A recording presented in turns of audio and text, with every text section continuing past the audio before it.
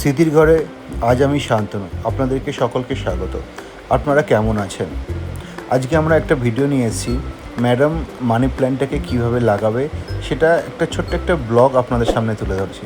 Actually এই মানি প্ল্যান্টটা ছিল আমাদের ওই রুমটাতে।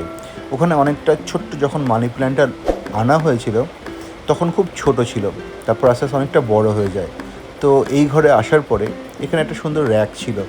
তো তোমাদের দিদি বলল যে একটা 3টে টব নিয়ে আসে, এই মানি প্ল্যান্টটাকে কেটে আলাদা আলাদা করে খুব সুন্দর করে সাজিয়ে রাখা হবে। আমি ঠিক আছে, তাই হোক, তোমার কথা তো আর অমান্য করা যায় না। তো এইখানটাতে আমরা মানি প্ল্যান্টটাকে ও লাগাবে। তো মা আর ছেলে দুজনে মিলে লেগে পড়লো। আমি অবশ্য একটু হাত বাটিয়ে দিলাম। আবার নার্সারি থেকে 2টো ছোটো ছোটো গাছও আনা হয়েছিল। তোমাদের দিদি গাছ খুব পছন্দ করে, গাছ লাগানো, গাছ দিয়ে ঘর সাজানো, এগুলো সত্যি খুব পছন্দ করে। আমি আবার একটু হেল্প করে দিলাম। আমি আবার যদি হেল্প না করি, বললে শুধু খালি বসে বসে কাজ করে না, কিচ্ছু করে না। তাই জন্য আমি একটু আবার নিজেকে বাঁচার জন্যে একটু ওনাদেরকে একটু হেল্প করে দিলাম।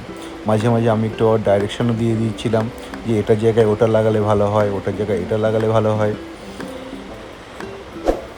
এই জায়গাটাতে মানি প্ল্যান্টটাকে লাগানোর পরে কেমন লাগছে প্লিজ কমেন্ট করে কিন্তু জানাতে ভুলবেন না। আপনাদের একটা কমেন্ট, একটা সাবস্ক্রাইব, একটা লাইক আমাদেরকে অনেকটা অনুপ্রেরণা করবে ভিডিও বানানোর জন্য। আমি আবার এখানে সেলুটেপ লাগাচ্ছি বলে আমি আবার একটু মজা করে বললাম, তুমি গাছগুলোকে সেলুটেপ লাগাচ্ছ তো ওখান থেকে নিঃশ্বাস নিতে পারবে তো, লাস্টে মরে যাবে না তো গাছটা? আমার কথা শুনে ম্যাডাম আর কিছু উত্তরই দিল না।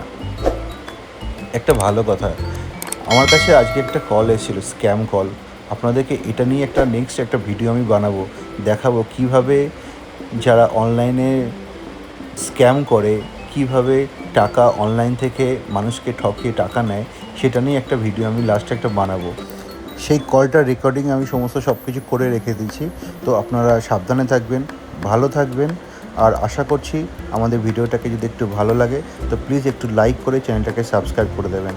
আর দেখা হচ্ছে নেক্সট ভিডিওতে। ততক্ষণে আপনারা সবাই সুস্থ এবং ভালো থাকবেন।